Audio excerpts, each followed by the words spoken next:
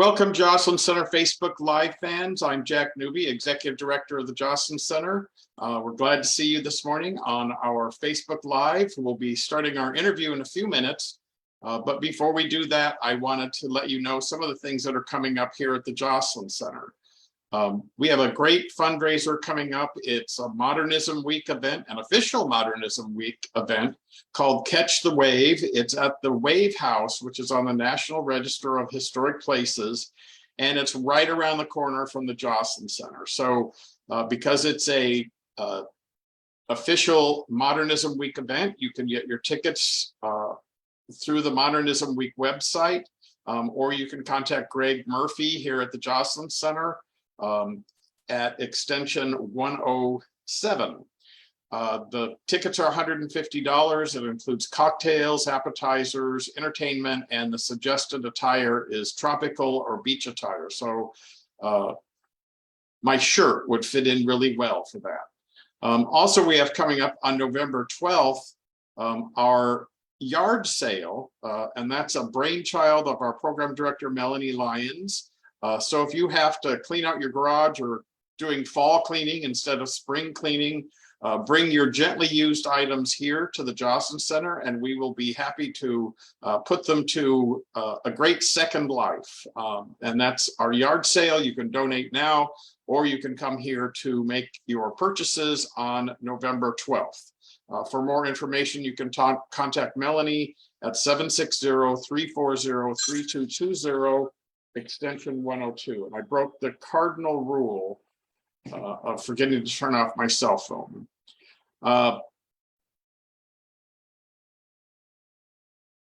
Coming up in our, sorry, that threw me off. Coming up in our Joslyn Wellness Center, we have continuing is our counseling program, problem-solving strategies. So if you're having trouble perhaps with family members or a significant other, problems with your finances, we have counselors that can help you work through that and find solutions to those problems. Also, we have coming up our Aging Mastery Program, which is a program from the National Council on Aging, and that's a 10-session course, and we do it in over period of 5 days. Boy, my tongue is tied this morning. So that's the Aging Mastery Program. You can find out more about that by calling Jose at 760-340-3220, extension 117. And then one of our favorite courses is Brain Boot Camp, and that's on October 12th and 19th. And that is, again, you can contact Jose. Pre-registration is required. That is from the UCLA Longevity Institute, and it's a great class to teach you ways to improve your memory, tricks to help you remember names and faces, and also it ties in with brain health and how that affects your memory. Also coming up, we have a hearing health clinic coming up on Wednesday, October 12th, and that's presented by Audubell Hearing Centers, and that's from 9:30 to 11 o'clock. And you won't want to miss our Morning Bites. That's a new program on Mondays and Wednesdays in our lobby from 9 to 11. So be sure you come out for that. There's some great things. We'll be talking about Monday mornings at the opera in just a minute. And I want to let you know, coming up is our, we have bingos on Tuesdays and Thursdays from noon to 3 o'clock. And be on the lookout for our Veterans Day celebration on November 11th. We're actually going to have a flyover from the Palm Springs Air Museum, so it's really going to be a great event.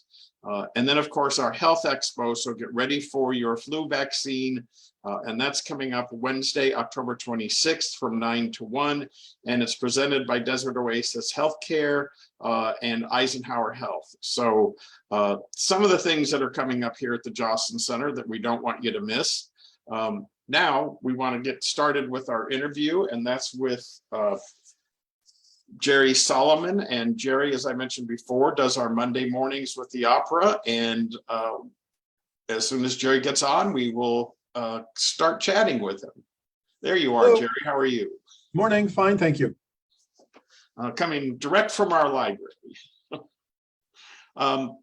So Jay, tell us a little bit about yourself and what got you interested in opera, and then we'll talk a little bit about the class that you're doing. I've always been interested in music. I've never studied music. I used to sing in choirs and things like that. But in the 70s, I heard a singer by the name of Jussi Björling on a recording. Didn't know who he was, but thought at the time it was the most beautiful voice I had ever heard, and I haven't changed my opinion since then. And I started my collection with his recordings, and then operas he was in, and then I became interested in the operas I was listening to, so I started collecting those operas with other singers, which got me interested in other singers and their operas anyway. And so over the years, my collection has grown, and I have several thousand DVDs, CDs, and I have been heading an opera class similar to this at Learning in Retirement, which is another program in Palm Desert, for about 12 years now. And I recently joined the Joslyn, and I saw they didn't have anything regarding opera and asked if they would like me to start my class. So we've done it for a couple of weeks now. So, I think I mentioned to you, I apologize, that I kind of grew up with opera. My mom was an opera singer. And one of the things I've noticed throughout the years is people are kind of afraid of opera. They don't really understand it. They don't know what it is. Why do you think that is? It's taken on kind of this image that it's only for the very sophisticated, knowledgeable, etc. But it's always been general entertainment. There's no reason it can't be. It's a lot of fun. It has all the things that people are interested, comedy, sex, violence, anything you want, just like at the theater. And it really takes just a basic introduction. People are worried because they don't understand the language or they're not familiar with the music. But everything I play in complete operas comes with an English subtitle. It comes with English subtitles. I introduce the operas a little bit beforehand. We take a break and talk about it. At the end of the opera, we discuss it a little more. I've always tried to make it accessible to both someone who has a lot of knowledge about opera and other people who have never been to the opera but simply want to give it a try. It's really designed to appeal to just about everybody. Well, one of the things I noticed about it, and that I almost, because people find it so intimidating sometimes, is that if you really look at the themes, they are traditional themes that we see all over the place, and almost more than anything else, so many of them, and the very popular ones, are almost melodramas. Oh, absolutely. It's a lot of it is very much overblown drama, but that's what makes it fun. There are certainly several operas which are not like that, which are extremely beautifully done, beautifully written love stories, like anything else. But like I said, opera should be enjoyable, and more often opera should be fun. And people should not hesitate about just giving it a try. And I think they will find, as I found with my classes over the years, that many people who have never been to the opera end up enjoying it very much. Other people who know more about opera than I do have learned things from my class because I find interesting things to play. And I've learned things, they've learned things. So it's, as I said, I try to appeal to anybody. And so Monday morning at the opera kind of takes the mystery out of it. And it's also not you standing up and lecturing about opera. People get to enjoy it and then share their experiences with each other. Yes, I am not an instructor in any way, shape, or form. I simply share my enjoyment of opera with my friends. And that's what the class usually is. It's just a bunch of friends getting together. I do introduce what we're going to see and answer any questions, as I said, but basically it's sitting back and being able to enjoy beautiful music. So let's talk about the class now. Monday mornings at the opera. So obviously it happens on Monday. What time should people get here? The class begins at 9 and runs until about 12. So anytime in the, by a few minutes beforehand is fine. Most of the operas, at least the ones I've picked out so far, do not run the full 3 hours. So it gives us time. We always have an intermission. As I said, there's always English subtitles. And with the time span, it gives us some time to discuss before and after any questions people might have. And what are some of the ones coming up, or at least the themes that are prevalent in the ones coming? Well, the next one, we don't have a class next Monday, but a week from Monday will be Rigoletto from the Metropolitan Opera. And that's with Placido Domingo. Following that, we have Bohème coming up. We have Tosca coming up. As the class develops, I will probably start playing a fewer of the lesser known operas. People that don't know opera at least have heard of Carmen and Rigoletto, even if they've never seen a production. So we're going to start with those. And we're going to start with what I try to do always is to play either something familiar with unfamiliar singers or familiar singers in somewhat unfamiliar performances. So right now we have Pavarotti coming up, we've got Domingo coming up, a few others that people may not have heard of, but once they've heard, but in familiar operas. So far it's worked out very well, and I hope people will come and try us out. And I think, and I hope I'm not off on this, but if I'm right, if I'm correct, La Bohème was made into a hit Broadway musical called Rent, isn't that right? Yes, that is the basis for Rent.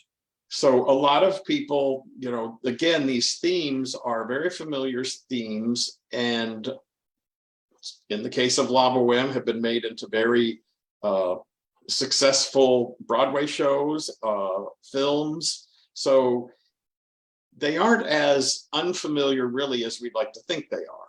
Well, the themes are pretty universal. I mean, West Side Story was based on Romeo and Juliet, which was of course a play, but was also an opera that we'll be hearing. La Bohème was also made into a Broadway version that was the opera itself, but adapted for Broadway.